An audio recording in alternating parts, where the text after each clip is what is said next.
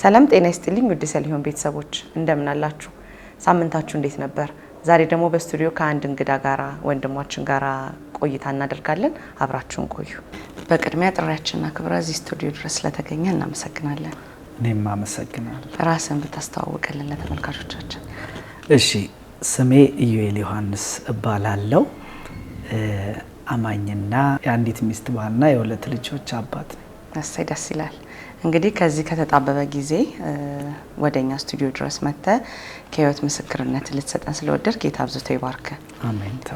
አንተን መጥራት ስናስብ ብዙ የህይወት ጎዳናዎች እንዳለፍክ ጌታ በህይወት ያደረገው ነገር እንዳለ ማውራት የምትችል ሰው ስለሆንክና ይሄ ንግግር ይሄ ወሬ ደግሞ ቢወራ ለወጣቶች ይጠቅማል ብለን ስላሰብን ነው የጠራንህና መጽሐፍ ቅዱስ ላይም እንደሚናገረው በምስክርነታቸው ቃል ድል ነሱ እንደሚለው ለአንተም ድል መንሳት እንዲሆን ለኛ ለቀረነው ደግሞ ትምህርት እንዲሆን በማሰብ ነውና ስለመጣ ደስ ብሎናል። ኢዩኤል እንዴት አደገ? እስቲ ወደ ኋላ ለመልሰና እንዴት አይነት አስተዳደግ ነበር ያደገው? እሺ፣ በጥቂቱ ወላጆቼ እንደነገሩኝ እንደውም አንዳንድ ጊዜ እኔ ያልነበርኩም ወላጆቼ እንደነገሩኝ ብዬ መልሳለሁና እናትና አባቴ የኔን ታላቅ ወንድም ወልደው በመሃል እኔ ከመወለዴ በፊት ማለት ነው ያው በተለያየ መንገድ ያልፋሉ። እንዲሁ በአንድ ቻሌንጅ አለፉና በኋላ ላይ የእግዚአብሔር ጊዜ ደርሶ እኔ ልወለድ አካባቢ እናቴ እርጉዝ ሆና አባቴ በኦርቶዶክስ ቤተክርስቲያን ውስጥ የተሰጠ ሰው ነበርና በፊት በቀድሞ ላሊበላ በዛ ነበር የተወለደው። በዛ ባሉ ቤተክርስቲያን ውስጥ የኦርቶዶክስ ትምህርት ተምሯልና በኋላ አዲስ አበባ መጥቶ በልደታ ቤተክርስቲያንም እንዲሁ ተምሮ በተሰጠው እንትን ያገለግል ነበር። በኦርቶዶክስ ቤተክርስቲያን ማለት ነው። እና ወላጅ አባቴ በዛ ውስጥ እያለ መጽሐፍ ቅዱስን የማንበብ ልማድ ነበረው እና ያነባል።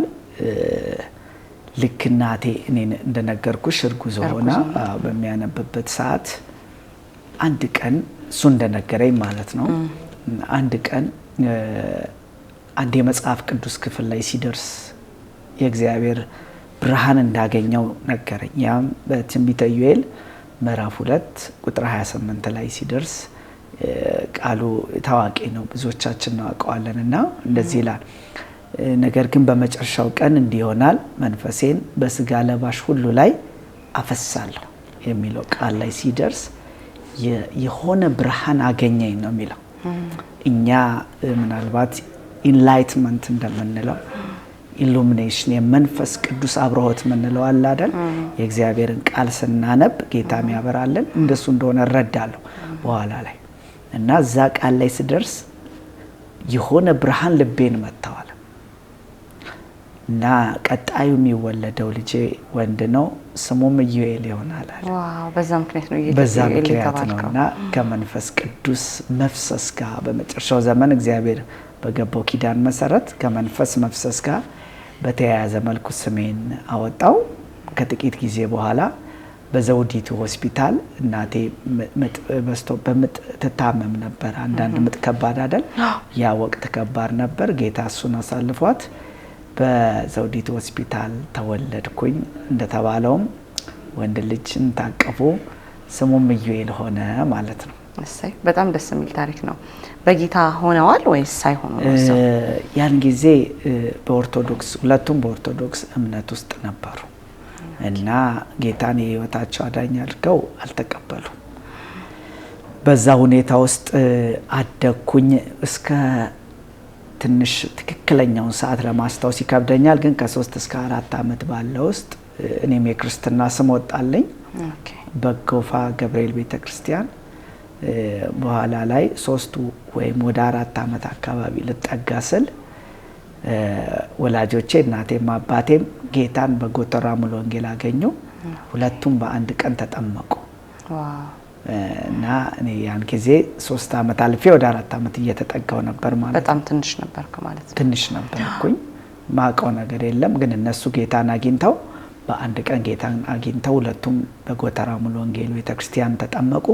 ከዛ በኋላ የሚገርምሽ እድገቴ በእግዚአብሔር ቃል በታነጸ ቤተሰብ ውስጥ ሆነ። ቤታችን ሁል ጊዜ ጸሎት ፕሮግራም ይደረግ ነበረ።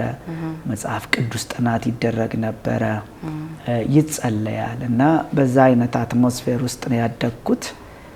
በኋላ ላይ ትንሽ እድሜ ሲደርስ የህፃናት ወይም ሰንዴይ ስኩል ገባው ማለት ነው። ያን ጊዜ ቤታችን ከቄራ ወጥተን ወደ ቃሊቲ አካባቢ ሆኖ ነበር እና በቃሊቲ ሙሉ ወንጌል ተያዝኩኝ ማለት ነው። ሰንዴይ ስኩል መማር ጀመርኩኝ። የህፃናት ኳየር ተመሰረተ።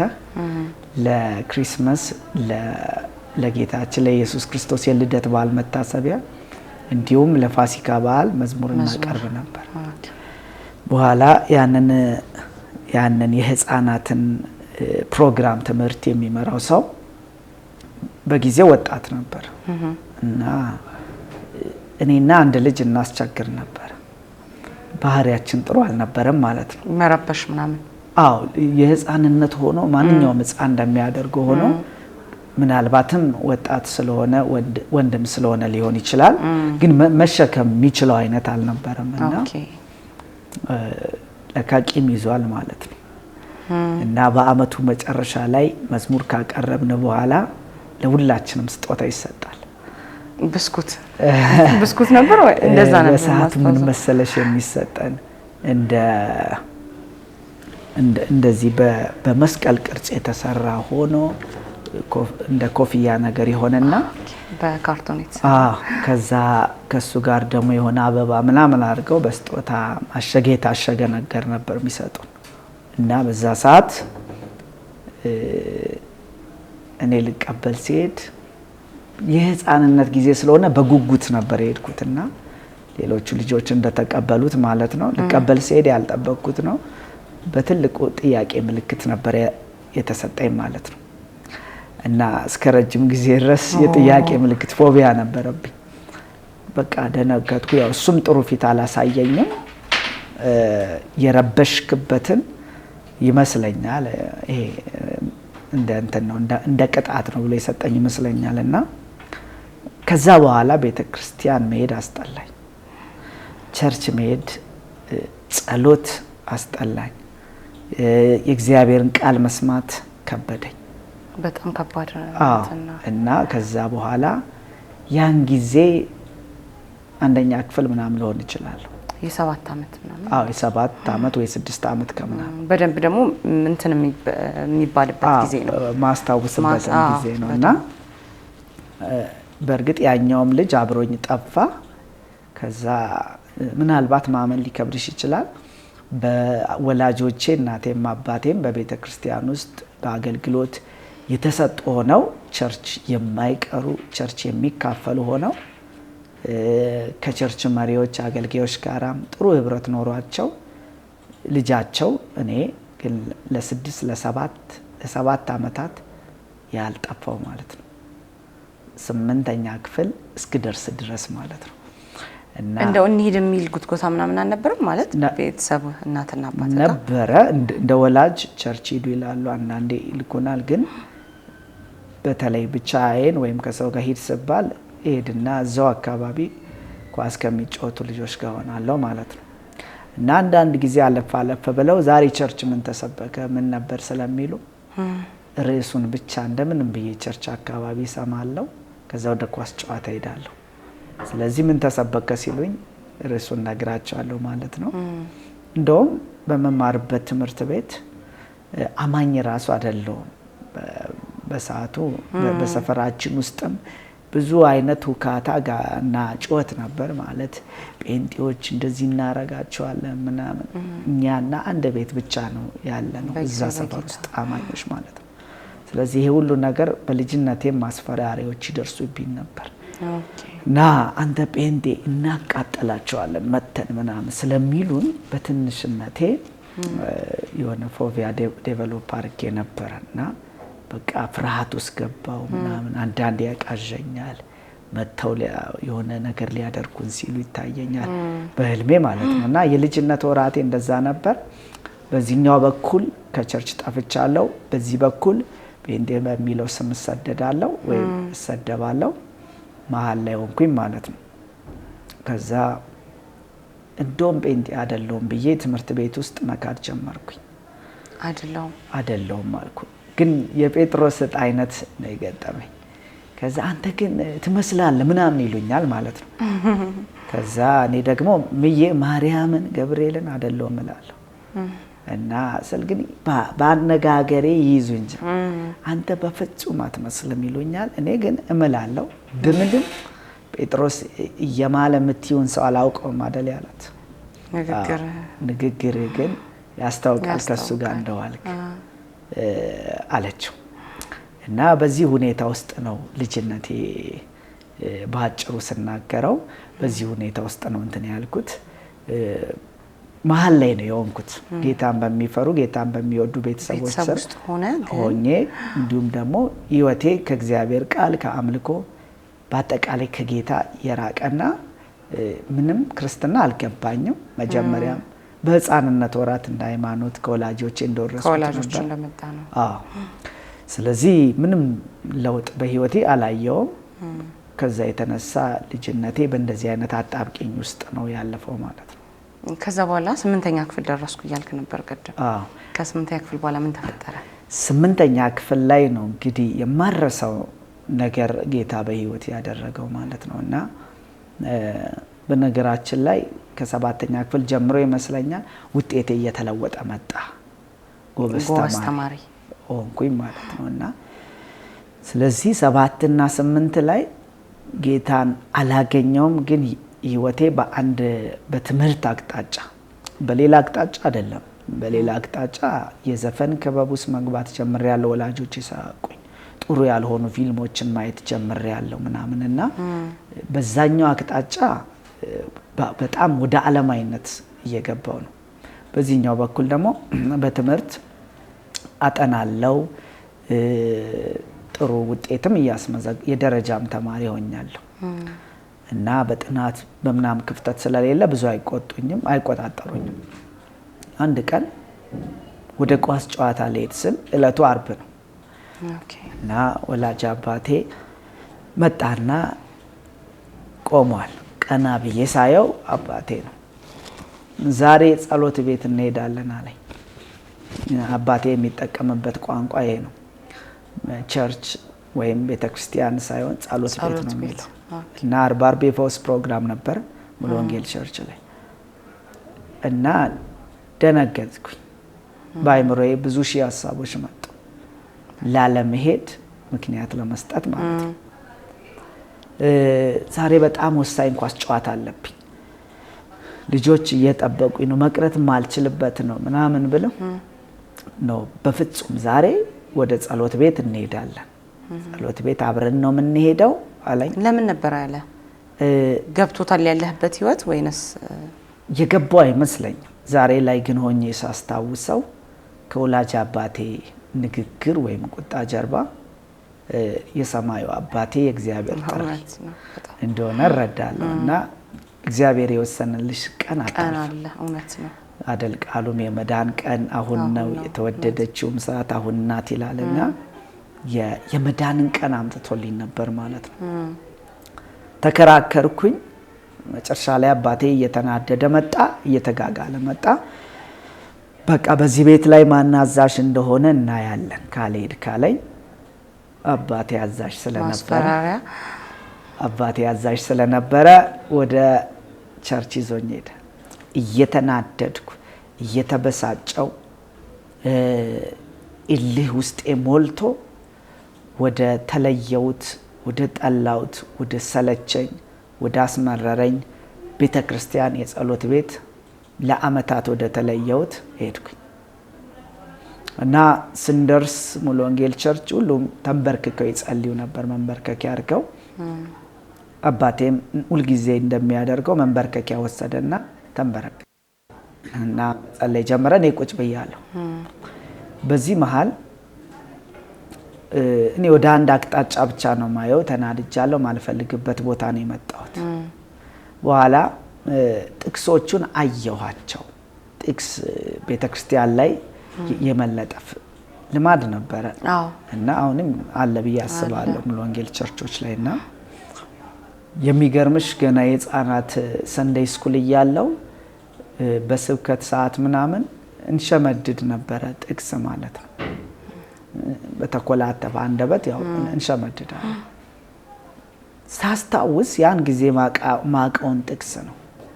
ከፊት ለፊቴ ቀድሞ ካደረግኩላችሁ ይልቅ መልካም አደርግላችኋለሁ እኔም እግዚአብሔር እንደሆንኩ ታውቃላችሁ የሚለው ሕዝቅኤል መጽሐፍ ላይ ያለውን ጥቅስ አየዋለሁ። ወደ ግራዬ ዞር ስል አቤኔዘር እግዚአብሔር እስከዛሬ ረድቶናል የሚለውን ጥቅስ አያለሁ። ይህን ጥቅስ በፊትም አውቀው ነበር። ወደ ቀኝ ዞር አልኩ። ወደ ቀኝ ዞር ስል በጢሞቴዎስ መጽሐፍ ላይ የተጻፈውን ከክፉ የጎልማሳነት ምኞት ግን ሽሽ፣ በንጹህ ልብ ጌታን ከሚጠሩ ጋር ጽድቅን፣ ፍቅርን፣ ሰላምን፣ እምነትን አጥብቀ ተከተል የሚለውን ቃል አነበብኩ። ይሄ መልእክቴ እንደሆነ ተሰማኝ። ቲኔጀር ሆኛለሁ እና ከክፉ የጎልማሳነት የቲኔጀርነት እድሜ ላይ እየተሳብኩ ነው። ፊት ለፊት ለኔ የሚያወራ ያህል ተሰማኝ። ከዛ አምልኮ ተጀመረ፣ ተዘመረ። ያ ካለፈ በኋላ የእግዚአብሔርን ቃል ለመስማት ሰዓቱ ደረሰ እና ቁጭ ብለን አንድ ወንጌላዊ ተረፈ ይባላልና በስም አስታውሰዋለሁ የእግዚአብሔርን ቃል ከኢሳይያስ መጽሐፍ ላይ ማንበብ ጀመረ እና እያካፈለ ያለ አሁን አባቴ አብሮኝ ስለተቀመጠ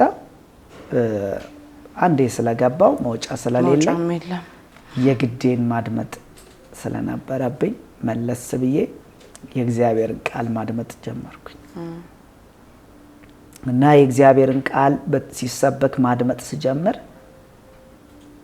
ጆሮዬንም ልቤንም መለስ አድርጌ ማድመጥ ስጀምር ይሄ ነው የማልለው በህይወቴ ያልተለማመድኩትን በአይነቱ ልዩ የሆነ ደስታ መለማመድ ጀመርኩ ማለት ነው። በውስጤም እንደዚህ አልኩኝ፣ በውስጤ ለራሴ ማለት ነው ይሄ አይነት ደስታ ኳስ ተጫወተን ስናሸንፍ ከተሰማኝ ደስታ ይለያል።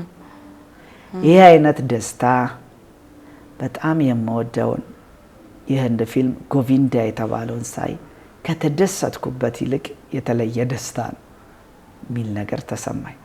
ይሄ አይነት ደስታ ቁማር አሸንፌ ከተደሰትኩበት ደስታ ይለያል። ምንድነው አልኩኝ። ለኔ እንግዳ ነገር ነው፣ በጣም ስትሬንጀር ነው። በዚህ ውስጥ እያለው ዝም ብዬ ቃሉን መስማት ቀጠልኩ። ስሰማው ይጣፍጠኛል።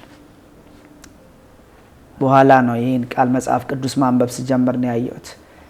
ኤርሚያስ ቃልህ ተገኝቷል፣ እኔም በልቼዋለሁ፣ ቃልህም ሐሴትና የልብ ደስታ ሆነኛል። የእግዚአብሔርን ቃል እሰማዋለሁ፣ ወደ ውስጤ ሲገባ እየጣፈጠኝ መጣ። ልዩ ሰላም ተሰማኝ። የማይነገር ሐሴት የሞላበት ደስታ እንደሚል መጽሐፍ ቅዱስ ያ ደስታ ልቤን እየሞላው መጣ። በአየር ላይ እንደምንሳፈፍ መሰለኝ። ምንድነው እየተከናወነ ያለው? I don't really know። ምንም ላውቀው አልቻልኩ እና በዚህ ሁኔታ ውስጥ ሆኜ ነው ይሄንን ልዩ በአይነቱ ልዩ የሆነ በአይነቱ ምን ልበልሽ በጣም ሪል የሆነ ታንጀብል የሆነ ግን ኤክስፕሌን ማድረግ ማትችው ኤክስፔሪየንስ የሚደረግ ሰላምና ደስታ ነው እና ቃሉ ጊዜ ሲያልቅ አባቴ ባይዘው ኦርቶዶክስ መሆነው በጣም የእግዚአብሔርን ቃል ይወዳል። ወደ ጌታ የሚያመጣው የእግዚአብሔር ቃል ስብከት ነው። ጎተራ ሙሉ ወንጌል ነው የተጠመቀው ብዬሻለሁ። ቀጠና 2 ሙሉ ወንጌል ማለት መጀመሪያ እሱ ሄደ፣ ሰማ የእግዚአብሔር ቃል ሲሰማ ይጣፍጠው ነበር። ከዛ ብዙ ኦርቶዶክስ እምነት አገልግሎት ውስጥ ያሉ ጓደኞቹ ኑ የእግዚአብሔር ቃል የሚነገርበትን ልዩ ቦታ ልውሰዳችሁ እያለ ወስዷቸው እነሱ የዛ ቸርች ሽማግሌና አገልጋዮች ሆነው እሱ ግን በስራ ምክንያትም ጌታን ዘግይቶ ነው የተቀበለው። እነሱ እኛን እሱ አምጥቶን እያሉ በጌታ ፊት ያለቅሱ ነበርና በኋላ ነው ጌታን ያገኘው። እና ምን ልልሽ ነው በጣም የእግዚአብሔር ቃል ይነካዋል አባቴ። ቃሉ ካለቀ በኋላ ቤታችን ሩቅ ስለነበር እንዳውን ጊዜም ትራንስፖርቴሽን ስለማይመች እዩ ወደ ቤት እንሂድ ሲለኝ ዞር ብዬ አይ ጸሎቱንም ጨርሰን እንሂድ አልኩት። እና አባቴ ላይ ያለውን ደስታ አስታውሰዋለሁ። ደስታ የተቀላቀለበት እንዲሁም ደግሞ መገረም የተቀላቀለበት ሆኖ እንጨርሳለኝ።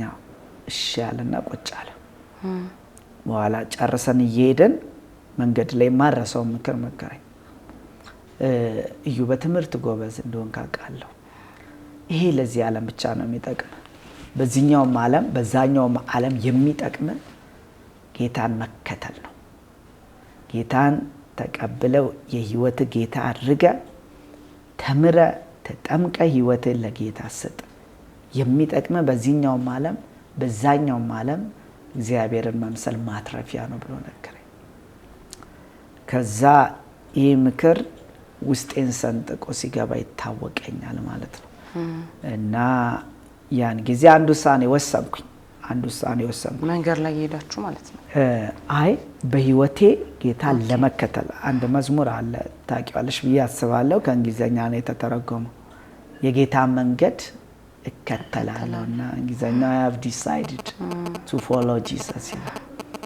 ኤሌመንተሪ ሚሽን እየተማርኩም አድቬንቲስት ትምህርት ቤት እንዘምረው ነበር እና ያ መዝሙርን አሰብኩት። በቃ I have decided to follow Jesus። ከዚህ በኋላ ጌታን መከተል አለብኝ የሚል ውሳኔ ወሰንኩ ማለት ነው። በወላጅ አባቴ ምክር በመንፈስ ቅዱስ ታላቅ እርዳታ ከዛ በኋላ አንድ ውሳኔ ወሰንኩ። ጌታን እከተላለሁ። ከዚህ በኋላ ወደ ቤተክርስቲያን እመለሳለሁ። ተሰጥቼ አርብ እመጣለሁ አልኩኝ። የሚቀጥለው አርብ እስኪደርስ ድረስ ናፈቀኝ። በፊት ቤተሰቦቼ አማኞች ስለነበሩ ነበር ቸርች የሚሄደው ማለት ነው። አሁን ግን የሆነ ነገር ቀምሻለሁ። ስለነገሩኝ ብቻ አይደለም፣ ዝማሬው ደስ ስላለኝ የሰባኪው ንግግር ስለሚያስቀኝ አይደለም፣ የሆነ ነገር ቀምሻለሁ ማለት ነው። ጌታ ቸር መሆኑን ቀምሳችሁ እንደሆነ ተንኮል የሌለበትን የቃሉን ወተት አሁን እንደተወለዱ ሕፃናት ተመኙ ይላል በጴጥሮስ መልእክት ላይ። ስለዚህ ጌታ ይቀመሳል ማለት ነው። ቸር መሆኑን ቀምሳችሁ እንደሆነ አይደል የሚለው? የሱን ሰላም፣ የሱን ደስታ፣ የሱን ረፍት ከሁሉ በላይ የሱን ህይወት አቅምሶኛል ማለት ነው። ስለቀመስኩኝ እንዴት ነው ሱስ እንዳለበት ሰው የሆነ በቡና ሱስ ለመስል የዚህ ቤት ቡናማ እንደሚል ወይ እዚህ ቶሞካስ አልጠጣማ እንደሚሉት እኔ ቡና አድናቂ ባልሆንም ቀምሻለሁና እዛ ቸርች የቀመስኩት ልዩ ነገር አለ። የአርብ እስኪደርስ ናፈቀኝ። ከቸርች መራቄን የምታውቂው ሮብ ወጣቶች ነበር፣ እሁድም አምልኮ ነበር። እኔ አርብ ብቻ መስሎ አርብን ጠበቅኩኝ ማለት ነው። የማይደርስ የለምና አርብ ደረሰ። ትምህርት አልነበረም በወቅቱ? አርብ ነበር ግን ግማሽ ቀን ነው የምማረው። ኦኬ። ግማሽ ቀን ተምሬ ከዛ ላይብረሪ ገባው 11 ሰዓት በቃ እስኪሆን እንትን አልኩኝ። ከዛ በዩኒፎርሜ ሄድኩ ማለት ነው። ቸርች ሄድኩኝ፣ ጸሎት ቤት ሄድኩኝ እና እንደተለመደው ብዙ እናቶች፣ አባቶች፣ ጎልማሶች ተንበርክከው የሚጸልዩበት ቃሊቲ ሙሉ ወንጌል ደረስኩኝ። አንድ የ14 ዓመት ልጅ ቀጭን ልጅ ወደ ግሪን የሚጠጋ ዩኒፎርም የለበሰ ግሪን ከለር ያለው ዩኒፎርም የለበሰ ልጅ ገባ ማለት ነው። ምናልባት የመጀመሪያው ሆኜ ልሆን ወይ ትንሽ አልተለመደ ይሆን አላውቅም። ሰዎች ቀና ብለው አዩኝ። ዩኒፎርም የለበስኩት እኔ ብቻ ነበር። ገብቼ ያው አይናፋንም ስለነበርኩና እንዲሁም ደግሞ ብዙም ገና ስላልተዋሃድኩኝ ወደ ኋላ አካባቢ ቦታም በርግጥ ሞልቶ ነበር። ወደ ኋላ አካባቢ ተቀመጥኩ። እንደውም ትዝ ይለኛል መቀመጫ አልነበረም፣ የሆነ ጠርዝ ላይ ነው የተቀመጥኩት። እና የዕለቱን የአምልኮ ፕሮግራም የሚመራው ልጅ ሰዓቱ ደረሰና አሁን ሁላችንም ቆመን እግዚአብሔርን እናመልካለን በአንድ ዝማሬ አለ። ይሄ ዝማሬ ጌታ ጌታ ጌታ ነህ አንተን የሚመስል የሌለህ የሚለው መዝሙር ነው እና ከዛ በፊት አላውቀውም። አዝማቹን ሲደጋግመው ለመድኩትና እጆቻችንን አንስተን ጨፍነን እንዘምራለን አለ። እጃቸውን ሲያነሱ አነሳው፣ ሲጨፍኑ ጨፈንኩኝ።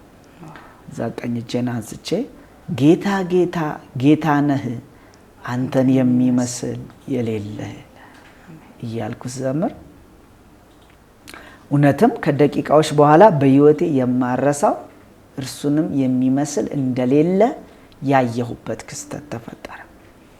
አይኔን ከጨፈንኩ በኋላ በታላቅ ክብር የተሞላ ሰማይ አየሁ እና ያ ሰማይ ደግሞ መጨረሻ የለውም። አሁን ይሄን ከምናየው ሰማይ ውጪ ያለ ሌላ ሰማይ ነው።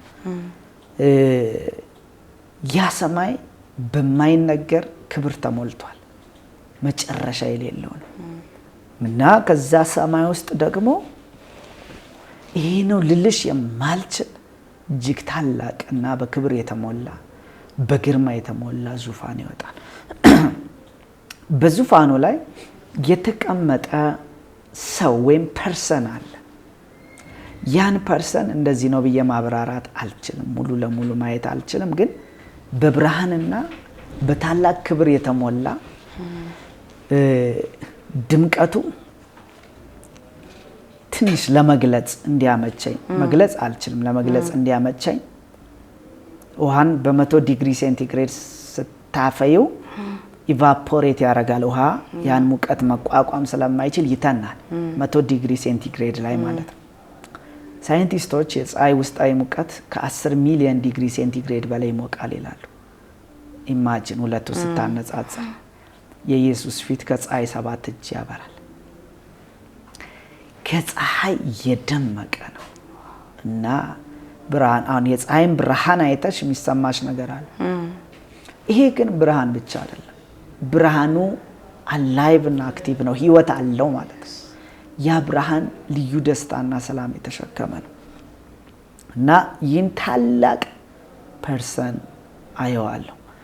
በግርማ በውበት የተሞላ ነው። ውበቱ ሞገሱ ከሰው ልጆች ጋር አይነጻጸርም። እንደውም እኔ ያንን ካየው በኋላ እንትና ሞገስ አለው እንትና ሞገስ አላት የሚለውን ነገር ለመጠቀም እስክፈራ ድረስ ሆንኩኝ። ሞገስ የጠገበ ነው ይለዋል መጽሐፍ ቅዱስ። the most highly favored ይለዋል እና በጣም ሞገስ የጠገበ ስታዩ የሚወደድ ፍቅሩ ታንጀብል የሆነ አሁን የሆነ ሰው ቢወድሽ ያንን ፍቅር የምታቂው ወይም ኢንጆይ የምታረጊው በሐሳብ ዓለም ነው። እንትና ይወደኛል እንትና ትወደኛለሽ የሚለውን ኢንተርቴን የምታረጊው በሐሳብ ዓለም ነው። የዚህኛው ፍቅር ግን እንደዛ አይደለም። ተጨባጭ ነው። እንዲህ የምትጨብጭው ነው፣ የምትበይው ነው፣ የምትቀምሽው ነው። ዙሪያሽን ሁሉ በነርቭሽ በደም ስርሽ በውስጥሽ የሚገባ ነው ማለት ነው። ያም አባቶች የሰው ልጅ የሚመስለውን አየው ያሉት ጌታ ኢየሱስ ነበረ። በታላቅ ብርሃን ተሞልቷል። ክብር ለእግዚአብሔር። አሜን። አሁን ከብዙ ዓመት በፊት ነው። ሁልጊዜ ሳወራው ግን እንደ ትላንት ያህል ነው የሚሰማኝ። አንድ መዝሙር አለና እንደዚህ ጠፍቼ ጌታዬን ትቼ እሱ ግን ሊፈልገኝ ከላይ መጥቶ ተስፋዬ ጋቢሶ ይመስለኛል እና በአምላክ አምሳል ተፈጥሬ የሚለው እንደሚጠፉ እንስሶች መሰልኩ የሚለው ላይ አንዱ ግጥም ጌታ ሊፈልገኝ መጥቶ ይላል። ሊፈልገኝ የመጣ አንድ የተከበረ በታላቅ ግርማና ውበት የተሞላ ጌታ እንደሆነ አስተዋልኩኝ እና ድብልቅልቅ ያለ ነገር ተሰማኝ። ፈረንጆች ሚክስድ ፊሊንግ ይሉታልና በጣም የሚያስደስት ነገር ገጥሞሽም ሌላም ነገር ሲገጥምሽ አይነት ማለት በጣም አየሩ አትሞስፌሩ በእግዚአብሔር ክብር ቻርጅድ ስለሆነ እንደ ክረምት አየሩ ወፍሮብኛል። ይሄ ነው የማልለው ደስታና ሰላም አግኝቶኛል። አንድ ልዩ ዲቫይን ፐርሰን መለኮት እያየው ነው። at the same time ደግሞ ሰውነቴ መቋቋም የማይችለው ሆኗል። የልብ ምቴ ተዛብቷል። አተነፋፈሴ ተዛብቷል። ሰውነቴ እንደ ጨርቅ ሆኗል። ፌስታልን እሳት አጠገብ ስታስቀምጪው እንዴት ነው የሚኮማተረው የሚጨማም እና ትንሿ ነፍሴ በትልቁ እግዚአብሔር ፊት እንደዚሁ ስትሆን ታየ እና ወደኩኝ ወለሉ ላይ። በዛሽ ቅጽበት አንድ ነገር ነው ትዝ ያለኝ። ጌታ ወደ ህይወቴ ወደ ኃጢአተኛው ወደ ማይገባው ሰው ሲመጣ አንድ ነገር ነው ያወቅኩት፣ ይበልጥ ኃጢአተኛ መሆኔ፣ ከእግዚአብሔር ውጪ ሊያድነኝ የሚችል ማንም እንደሌለ። የሰራዋቸው ነገሮች ሁሉ በቅጽበት በአይምሮዬ ላይ መጡ። ቁማር ላይ የእግዚአብሔርን ስም አንስቼ በውሸት የማልኩባቸው ለኔ ክርስትና እንደ አንድ ሃይማኖት ሪሊጅን ዲኖሚኔሽን ነበረ ማለት ነው። ኦርቶዶክስ፣ ፕሮቴስታንት፣ ጆቫ ዊትነስ እንደሚባለው አንዱ ነበር ለኔና የእግዚአብሔርን ስም በውሸት ያነሳውባቸው ጊዜያት ብዙ ነገሮች ወደ አይምሮ የመጡ ኢዮብ እንዳለው ማለት ነው። ያን ሁሉ ምዕራፍ ከእግዚአብሔር ጋር ተከራክሮ እንደውም አንድ ቦታ ላይ እኔ ለምን ይሄ ደረሰብኝ በጽድቅ እጄ እግዚአብሔርን ባገኘው እኔና እሱ ፍርድ ፊት ቆመን ዳኛ ፊት ብቆም እጠይቀው ነበር አለ። ኢዮብ 2-3 ጥያቄ ነው የጠየቀው። እግዚአብሔር ግን በታላቅ ክብር መጥቶ ብዙ ጥያቄዎችን ጠየቀው። ጉማሬን አይተዋል? እንዲህ እሱን ስሰራው ነበርክ? ቀላያትንስ ሞገዱን ከየት እንደማወጣው ዝናባንስ ንፋሳትን ከየት እንደማመጣቸው ታውቃለህ? አንዱንም አልመለሰም። በኋላ ኢዮብ እንዲህ አለ፣ እኔም እጸጸታለሁ፣ ሁሉም በሚችል አምላክ እግር ስር ወድቃለሁ አለ። ተጸጸትኩኝ፣ የእግዚአብሔርን ስም በከንቱ ያነሳውበት፣ እግዚአብሔርን ባለማወቅ ያፌስኩበት፣ የተዘባበትኩበት ትዝ አለኝ።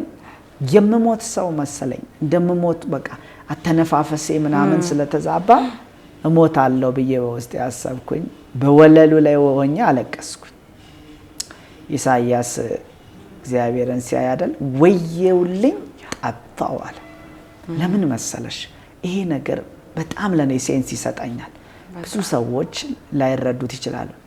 የእግዚአብሔርን ቅድስና ስታይ፣ ውበቱን ስታይ፣ ክብሩን ስታይ ምንም ያህል ጠንቃቃ ሰው እንኳን ብትሆኚ ማለት ነው የሱ ቅድስና ያን ብርሃን መቋቋም ስለማይቻል ሰዎች ጠፋን ብለው የሚሉት።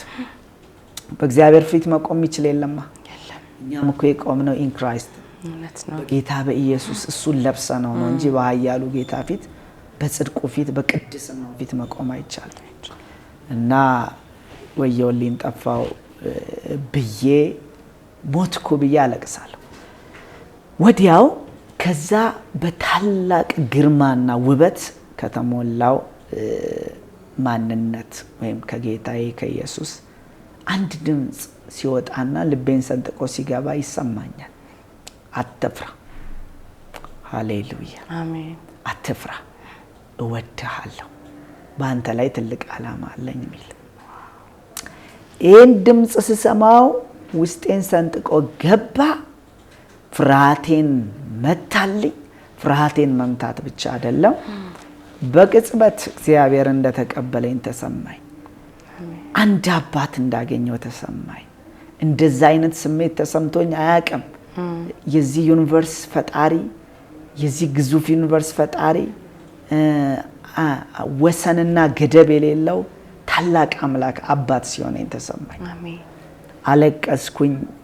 መንደባለል ጀመርኩኝ። ከአንድ ስፍራ ወደ ሌላ ስፍራ ነው መንደባለለው።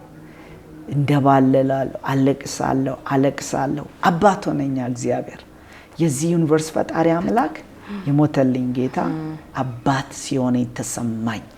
አሁን ብቸኝነት ሎንሊነስ የሚሉት ነገር አለ አይደል? ብቸኝነት ብዙ ሰዎች ሰው አጥተው አይደለም፣ ገንዘብ ኖሯቸው፣ ሰው ኖሯቸው፣ ቤተሰብ ኖሯቸው የብቸኝነት ፊሊንግ የሚያሰቃያቸው አሉ። ብቸኝነት የተመታ እግዚአብሔር አባት ሆነኝ። አጠገቤ አንድ እረኛ እንዳለ ገባኝ እና ለቅሳለሁ። ያ መዝሙሩ እንደቀጠለ ነው። እነሱ እያመለኩ ነው። እኔ ሌላ ነገር እስከብቻለሁ። እንደነገርኩሽ አየሩ እንደ ክረምት አየር ወፍሮብኛል። የእግዚአብሔር ክብር ለሚለው ቃል የዋሉ ቃላት አሉ። አንደኛው የዕብራይስጥ ቃል ሸካይና ይለዋል እና ወደ 20 ምናምን ትርጉሞች አሉት። አንደኛው ሸካይና የሚለው manifested presence ይለዋል። የተገለጠ የእግዚአብሔር መገኘት እና ታንጀብል ነው። አሁን እኔ ሰዎችን ወንጌል ሲናገሩ ምናምን የሚዲያ ዘመን ነውና ያለው ብዙ ክርክሮች ምናምን ትንሽ ለሚመጣውም ሰው በቤት ውስጥም ላለው ሰው የአእምሮ ሰዎች ብቻ እንዳንሆን ያስፈራኛል። አይደለም፣ እግዚአብሔር ታንጀብል ነው። ፍቅሩ ተጨባጭ ነው። አሜን። እንደው ለቅጽበት ማለት ነው ይሄን መገለጥ ዓለም ላይ ያሉ ሰዎች ቢያዩት ደስ ይለኛል። አይቻልም እንጂ እና የእግዚአብሔር ፍቅር የሚዳሰስ የሚበላ የሚጨበጥ ነው። ጌታ ያው ነው። አሜን። በቃላት ብልጫ በክርክር የምታስረጀው አይደለም። ሐዋርያው ጳውሎስ በቆሮንቶስ መጽሐፍ ላይ ተናግሮታል። በመካከላችሁ በነበርኩ ጊዜ ኢየሱስ ክርስቶስ እንደተሰቀለ ከርሱ ውጭ ሌላ ዕውቀት እንዳላውቅ ቆርጬ ነበር አለ። እንግዲህ በደንብ አስቢው። ሌላ ዕውቀት ስለሌለው አይደለም። ጳውሎስ በገማልያል እግር ስር በጣም ሕግ ያጠና በጣም የግሪክንም ፊሎሶፊ የሚያውቅ ታላቅ ሰው ነው። ከጌታ ከኢየሱስ መስቀል ውጭ ግን እንዳላውቅ ቆርጬ ነበር እሱ እንደተሰቀለ አለ። በመካከላችሁም በነበርኩ ጊዜ አለ ቃሌም ስብከቴም መንፈስንና ኃይልን በመግለጥ ነው እንጂ በሚያባብል በጥበብ ቃል ብልጫ አልነበረም ማለት። ምክንያቱን ሲናገር እምነታችሁ በእግዚአብሔር ኃይል ላይ ይሆን ዘንድ አለ። አየሽ፣ አሁን በእኛ ዘመን ደግሞ የቃላት ብልጫ የእውቀት ብልጫ ወደሱ ወደ አንድ ኤክስትሪም እንዳንሄድ እፈራለሁ። ለኔ እዛ ጋር ማንም ተከራክሮኝ አይደለም፣ ለረጅም ሰዓት አስረድቶኝ አይደለም። ጌታ መጣ፣ ፍቅሩን አየሁ፣ ተነካው። ህይወቴ በእግዚአብሔር የክብር ዝናብ ሲረሰርስ ይታወቀኝ ነበር። የእግዚአብሔር ክብር እንደ ትልቅ ማዕበል በውስጤ ሲናወጥ፣ ፍቅሩ እንደ ሰደድ እሳት ሲሰራጭብኝ፣ የጌታ ምህረት እንደ ምንጭ ከውስጤ ሲፈልቅ፣ ከላይ ደግሞ በቸርነቱ ጠል ሲረሰርስ፣ ከስርም ከላይም ከውስጥም ከውጭም ዙሪያዬ በሙሉ በእግዚአብሔር የምህረት አጥር ታጥሮ ወደዛ በሄድ ከምህረቱ ጋር ስጋጭ ወደዚህ በመለስ ምህረቱ እየመታ ሲመልሰኝ በአንድ የምህረት ሪንግ ውስጥ እንዳለ ያልተሰማኝ አሜን። አለቅሳለሁ። ማለቅሰው ምን እንደባለለው ጌታዊ ተመስገን አመልክሃለሁ አመሰግናለሁ ሚለው ነገር ከክብሩ አንፃር አነሰብኝ። ምን ላድርግ? ምን ልሁን? ቢቻል እንደ ርችት በፈነዳ ደስ ባለኝ። ያ ግን ሊገልጽልኝ ስላልቻለ በጌታዬ እግር ስር ሆኜ እንከባለላለሁ። አንድ ጊዜ ነው ያለኝ፣ አትፍራ እወድሃለሁ፣ በአንተ ላይ ትልቅ እወድሃለሁ ሲለኝ ግን እወድሃለሁ ተብዬ አውቃለሁ። ያ እወድሃለሁ ግን በሰውነቴ ውስጥ ሁሉ ገባ። አሁን ዳዊት መጽሐፍ ቅዱስ ላይ በደንብ ነው የሚገባኝ። ነፍሴ ወይ እግዚአብሔርን ባርክ የተቀደሰ ስሙን የውስጥ ሰውነቴ ይላል። ማ ኢነር ሞስት ቢንግ ይላል። አይሽ ወደ ውስጥ ሰውነቴ ፍቅሩ ተሰራጭ። አሁን ለሰው ለማስረዳት ይከብዳል። የውስጥ ነርቬ አጥንቴ ውስጥ ገብቶ እግሬ ውስጥ ሁሉ ገብቶ ይታወቀኛል። ፍቅሩ ተሰራጭቶ ማለት ነው። ኢየሱስ እወዳለሁ እወድሻለሁ ሲል ፍቅሩ ታንጀብል ነው የሚጨበጥ ነውና አሁን የመከራ ለቅሶ አይደለም እያለቀስኩ ያለሁት። አሁን ታምሜ ያልቅሽ ያውቃለሁ። በኋላ ላይ ልነግርሽ እችላለሁ። የ3 ወር ህፃን ጀምሮ ነበር የምታመው። በጣም ፔኑ አስቸግሮኝ አይደለም ያለቀስኩት። አሁን እያለቀስኩ ያለሁት የዚህ ዩኒቨርስ ፈጣሪ አምላክ አባት ሆነኝ፣ ቀረበኝ። ለአንድ ኃጢአተኛ ደካማ ከእግዚአብሔር ህይወትና ከእግዚአብሔር ብርሃን ተለይቶ ወደ ጨለማ ለሚያፈገፍግ ልጅ ይሄ ትልቁ አምላክ ኢተርኒቲ ቢፎር የነበረ ከዘላለም በፊት የነበረ ኢተርኒቲ አፍተር ከዘላለም በኋላ የሚቀጥለው ኃያል አምላክ ራራለት ዘንበል አለልኝ። ፈረንጆች አልቃሻ ዛፍ ሚሉታል ወደ ላይ ያድጋል በጣም ከዛ በኋላ ፍሬውን ይዞ ወደ ምድር ደግሞ ወደ ታች ዝቅ ይላል። እግዚአብሔር ለኔ እንደሱ ሆነልኝ። ወደ ላይ ከፍ ያለ አምላክ ነው። ለዙፋኑ ለመንግስቱ መጨረሻ የለውም። ለአንድ የ14 ዓመት ልጅ ብላቴና ቲኔጀር ግን ዝቅ ብሎ የእግዚአብሔር ልጅ ኢየሱስ ሊፈልገኝ መጣ። ይሄንን ነገር መቋቋም አቃተኝ። በዚህ የፍቅር ማዕበል ውስጥ ሆኜ እየተናጥኩኝ በዚህ እንደ ክረምት አየር በወፈረ እግዚአብሔር ክብር ውስጥ ሆኜ በህልውና ውቅያኖስ ውስጥ እየዋኘው መጨረሻ ላይ ስነቃ ልብሴ ሁሉ አቧራ በአቧራ ሆኗል። የለም ሰው አልቋል ማለት ነው። ወጥቷል። ጉባኤው የለም ወጥቷል። ስለዚህ ቃል አልቆ ምናምን ማለት ነው። አዎ እኔ ራሴን አላውቅም ነበር እና ከጌታ ጋር ነበር ያደርኩት የዋልኩት ማለት ነው። እዛው መምህር ወይ ወዴት ትኖራለህ አሉት ደቀ መዛሙርቱ። ኑና እዩ አለ። እሺ Christ was the great leader ማለት እንዲህ አድርጉ ብሎ አይደለም የሚመጣው። ኑና እዩ ህይወቴን ኑሮ እና ከሱ ጋር የኖሩት አይደለ የተቀየሩት ለሰዓታት የቆየውባቸው ጊዜያት ህይወቴን ለካ ለወጠ። ለሁሉ ነገር ያለኝ ነካም እንትን ሊልም እንትን አላለም ማለት በወቅቱ እኔ ያለውበትን እውነት ለመናገር አላውቅም። ሌላ ዓለም ውስጥ ገብቻለሁ። ስለዚህ ምንም የምታስተውሰው ነገር የለም። ስትነቃ ብቻ እንደወጣ አሁን የነገርኩሽን ነገር ብቻ ነው ማስታወሰው።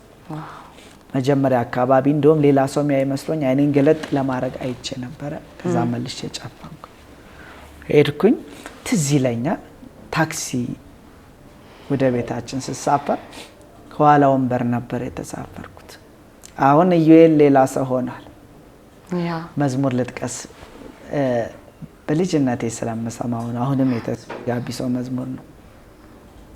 መጥቷል በንስሐ የጌታን ቃል ሰምቶ ሰይጣንን ዓለምን ስጋን ተሰናብቶ ከዳንኩኝ ስማ አዲስ ሰው ከሆንኩኝ ዘመድ ወዳጆቼ ያሉትን ይበሉኝ የሚል መዝሙር አለ። አሁን ሌላ ሰው ሆኛለሁ። ማንም በክርስቶስ ቢሆን አዲስ ፍጥረት ነው። የቀደመው ስርዓት ሁሉ አልፏል እና I became a new creation in Christ አሁን አዲስ ፍጥረት ሆኛለሁና ስገባ ታክሲ ከኋላ ወንበር ውስጥ ስገባ ከኋላ አንዲት ልጅ ወጣት ልጅ ተቀምጣለች ታክሲ ላይ ትሸሸኛለች። እኔ አይገባኝም። እኔ የቅድሙ ያየሁት ራእዩ መገለጥ መንፈሳዊ መገለጥ ብለው ኢንካውንተር ብለው ይሻለኛልና እዛ ውስጥ ነው ያለው። በታላቅ ፍርሃት እያየችኝ ትሸሸኛለች። ለምንድን ነው የምትሸሸኛልኩኝ? ለምንድን ነው? በኋላ ሰፈራችን ስደርስ ቀድሜ ወረድኩኝ። በመስኮት ከፍታ በርቀት ታይኛል።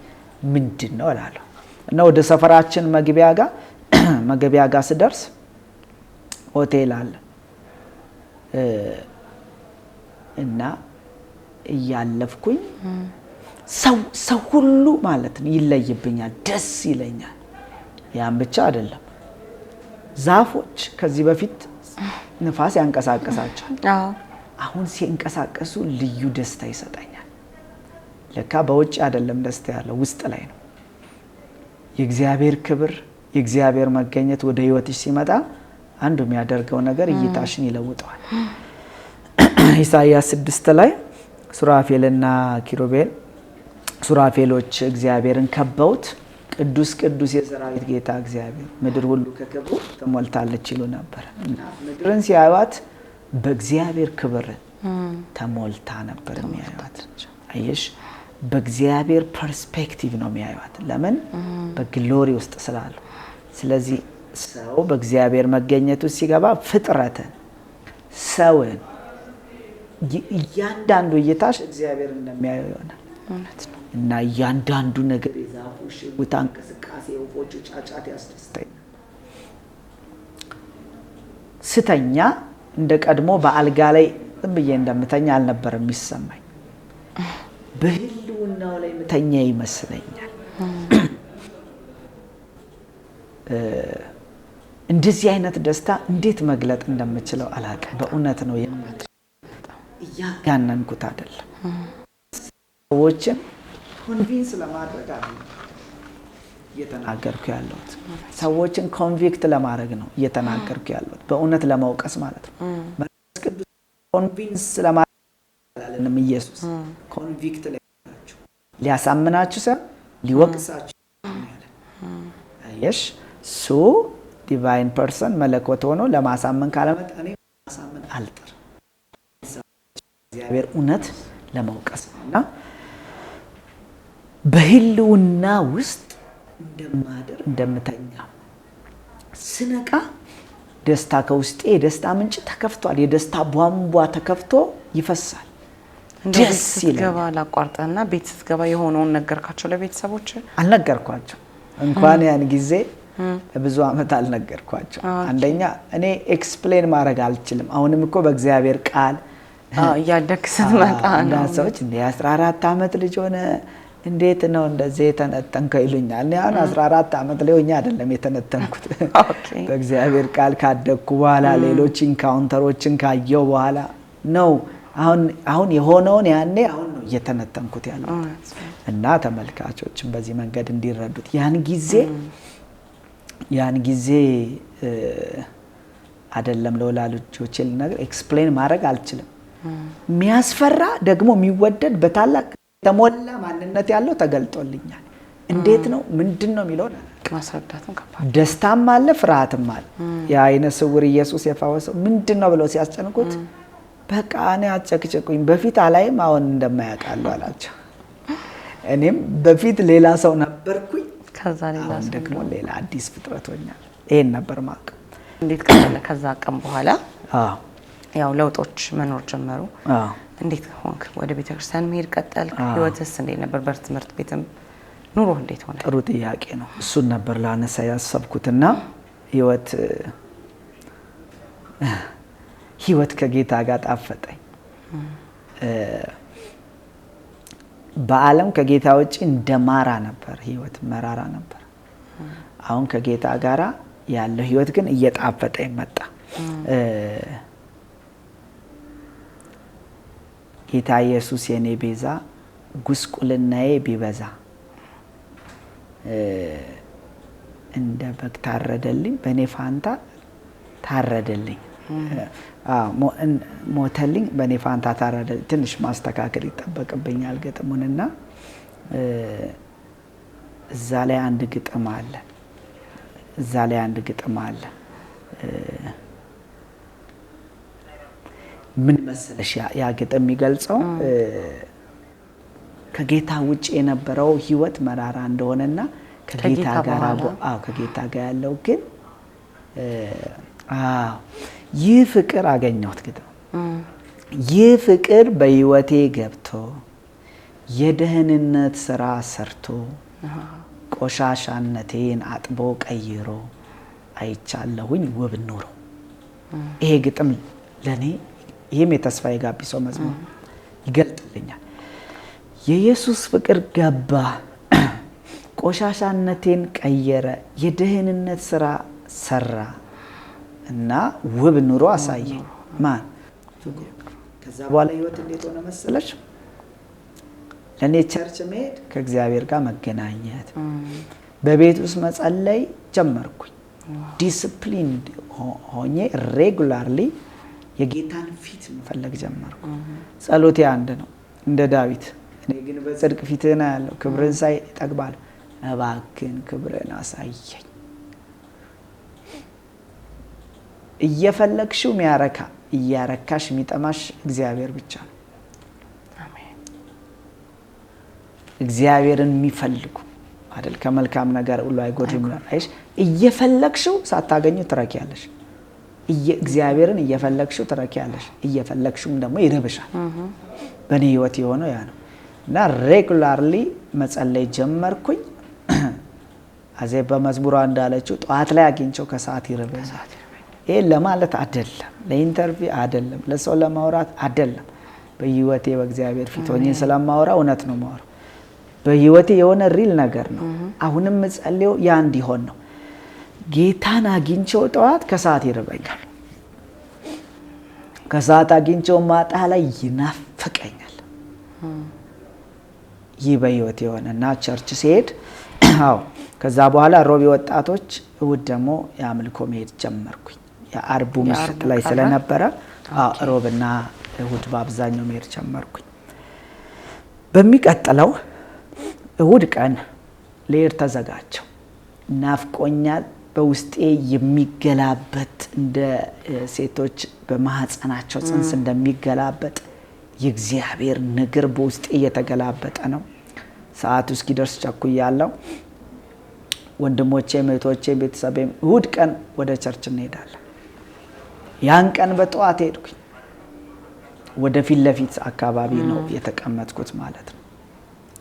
ወደ ፊት ለፊት ወንበር ላይ ተቀምጬ አምልኮ ተጀመረ። ኪቦርድ መደርደር ተጀመረ። ልቤ መደንገጥ ጀምሯል። በጣም ጌታ ናፍቆኛል። at the same time ፈርቻለሁ። የሚመጣው ክብር የሚመጣው መገኘት ፍርሃትም አለው። ያዕቆብ ራሱ ብሏል አይደል? ይህ ቦታ እንዴት ያስፈራ ይሆን ብሏል። አዎ ያስፈራል። የእግዚአብሔር ክብር የእግዚአብሔር ማንነት ያስፈራል። እና አምልኮ ተጀምሮ ማምለክ ሲጀምር አይናችን ወደፊት ለፊት ነበር። የሽማግሌዎች እንኳን መልክ እስካሁን ድረስ ፊት ያለ ገጽታቸው ከፊት ለፊት ነው ቁጭ የሚሉት። ትልልቅ አባቶች ናቸው ነው ማምለክ። እነሱም ተነስተው ጀመሩ። እኔም እጄን ዘርግቼ ማምለክ ሲጀምር ያን ቀን ደግሞ ነው የእግዚአብሔር ብርሃን ቸርቹን ሞልቶ አየሁ። ያ ብርሃን በጣም ብራይት ነው፣ በጣም ማለት ነው። ያ ብቻ አይደለም፣ መላእክቶች ገቡ ጉባኤ ውስጥ። የሰማይ ሰራዊት ናቸው። የአምልኮ የወርሺፕ ኤንጀልስ እንደሆነ የአምልኮ መላእክቶች ናቸው። እና ጉባኤ ውስጥ ገብተው ትክትክ ብለዋል። የኔና የጉባኤው አምልኮ ወደ እግዚአብሔር ዙፋን ሲያርግ፣ በተለይ ስፔሲፊካሊ እኔን ማያል እንደ ጭስ ሲያርግ ሰማል አያል። ከጉባኤው ድምጽ ውጪ ይሄ ነገር በእርግጥ ብዙ ጊዜ ገጥሞኛል። ከጉባኤው ውጪ ሌላ ጩኸት እንሰማለሁ። የአምልኮ ጩኸት ነው የምሰማው። ኦኬ። ከዛ ጉባኤ ካለ ድምጽ ውጪ ከዛ ውጪ እና ግን የጉባኤውም ይመስለኛል፣ ግን ከዛ ውጪ እና በታላቅ ክብር ያመልኩታል። ወደኩኝ። እንደዚህ ያማራ አይደለም እንትኑ ይሄ ገና የተሰራ ነበር። ፒስታ ምናምን እንደሚባል ተንበረከኩ። አለቅሳለሁ። ሰውነቴ ልክ ሲመጣ ማለት ነው ዝልፍልፍ ብዬ ነው የምወድቀው። አወዳደቄ ያስደነግጣል። በኋላ ያን ያዩ ልጆች ናቸው የሚወድቀው ልጅ ብለው አወጡልኝ። ያ የሚወድቀው ልጅ በአምልኮ ሰዓት አለ። ተደጋጋሚ ሆነ ማለት ነው። ከሁለት ቀን በኋላ ተደጋጋሚ ነው። በዛን ጊዜ ብቻ ሳይሆን እስከ ቅርብ ጊዜ ድረስም ትዝ ይለኛል። አንድ የአምልኮ የወርሺፕ ናይት ተዘጋጅቶ አዲስ አበባ ውስጥ ባለች አንዲት ቤተክርስቲያን ሄጄ ነው በቃ ልክ አምልኮ ሲጀመር በቃ ራሴን ስቼ ወደኩኝ እና አስተናጋጇ የሆነ የሚጥል በሽታ ያለብኝ መሰላት እና ያን ጊዜም የሚወድቀው ልጅ ብለው ወጡልኝና በኋላ እነዛው ልጆች ምንድነው የሚጥለው ብለው በኋላ ነው የመሰከሩልኝ። ምንድነው የሚጥለው ብለው አንድ ቀን እሱ የሚቀመጥበት ጋር እንቀመጥ ብለው ቀድመውኝ ተቀመጡ። ልክ አምልኮ ሲጀመር ቀድመውኝ ወድቀው አገኙት። ምን እንደሆነ በኋላ አንዱ ልጅ ሲነግረኝ ልክ አልቅስ የሚል ከባድ ስሜት ተሰማኛል። አልቅስ የሚል እና ተንበርከክ በቃ ተሸነፍ የሚል ስሜት፣ ከባድ የሆነ ግፊት። ከዛ ራሴን አላቅም ወድቄ ሳለቅስ ነው ያገኘሁት አለኝ። በኋላ ጓደኛ ሆነ። የጸሎት ህብረት የወጣቶች ነበር። እዛ ውስጥም ገባን፣ ተገናኘን።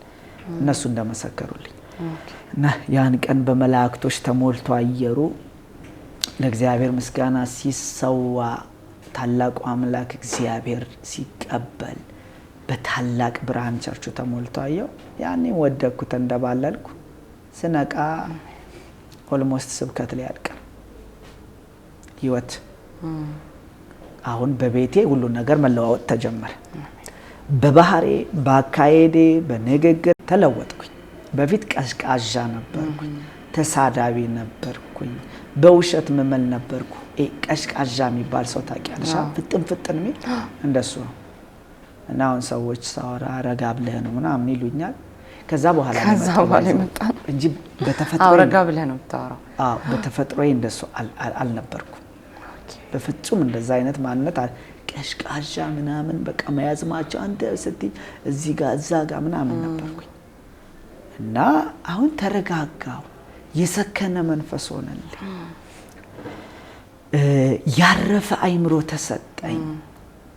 መጽሐፍ ቅዱስን ከዘፍጥረት ጀምሮ ቨርስ ባይ ቨርስ ማጥናት ጀመርኩ። እዛው 8ኛ ክፍል ትምህርቴን አጠናለሁ፣ መጽሐፍ ቅዱስን አጠናለሁ፣ እጸልያለሁ፣ ጾም ጸሎት ይዛለሁ፣ መራብ ጀመርኩኝ። ጌታ ሆይ በመንፈስ ቅዱስ ሙላኝ፣ በአዲስ ቋንቋ ሙላኝ እያልኩ እና ምን አግኝቶት ነው ይላሉ ቤተሰብ ጓደኞቼ የተለወጥኩባቸው። ባይዘዌ ከዚህ መገለጥ በኋላ እሁድ ሄጄ እሁድ ቸርች ሄጄ በማግስቱ ሰኞ ክላስ ስገባ አጠገቤ ያለው ልጅ ደንግጦ ተነሳ። ምንድነው ዩኤል ይሁን ተለይተብኛል አለ። ከዛ ቸርች ነበርኩ አልኩ። ምንድነው ቻርጅ አድርገው ነው የሚለቋቸው እንዴ አለ። የሆነ ነገር የሆነ ለውጥ አለ። እና በእነሱ ቋንቋ በፊት በሌላ መንገድ የሚያውቁኝ ጓደኞቼ ፍዝዝ አልኩባቸው። ምን ሆነ ነው የምትፈዘው አሉ። እኔ ፈዝዤ አይደለም፣ የጌታ መልክ የተገለጠልኝ የጌታ መልክ እሱን እያሰብኩ ነው በወሬ መሀል የሚወሰደው። እንደውም አንዳንዴ እየተማርኩኝ መቋቋም ስለማልችል ከደብተሬ ጀርባ ጌታ ኢየሱስ ሞተልኛል፣ ስለወደድከኝ በማይነገር ፍቅር ኃጢአቴን ሁሉ ይቅር ስላልከኝ አባት ስላልከኝ እወዳለሁ እያልኩ እጽፋለሁ። መጸለይ ስለማልችል በጽሁፍ አወጣው ነበር ማለት ነው። እና ህይወት ከጌታን ካገኘው በኋላ የሰከነ የተረጋጋ በማይነገር ደስታና ሐሴት የተሞላ ዲሲፕሊን የሆነ በጸሎት በእግዚአብሔር ቃል የታጀበ ሰዎችን በመውደድ በይቅርታ መመላለስ ጀመርኩኝ። ሌላው መሐላን ከአንደበቴ ላይ እግዚአብሔር መታው። እግዚአብሔር ምናምን እያልኩ እምል ነበር። አንድ ቀን መጽሐፍ ቅዱስ አነብ መማል ከክፉ ነው የሚላየው። ከዛ በኋላ አዎንና አይሆን ማለት ነው ቃሌ። እና እግዚአብሔር ከብዙ የኃጢአት እስራት ዴሊቨርድ አደረገኝ። አሜን።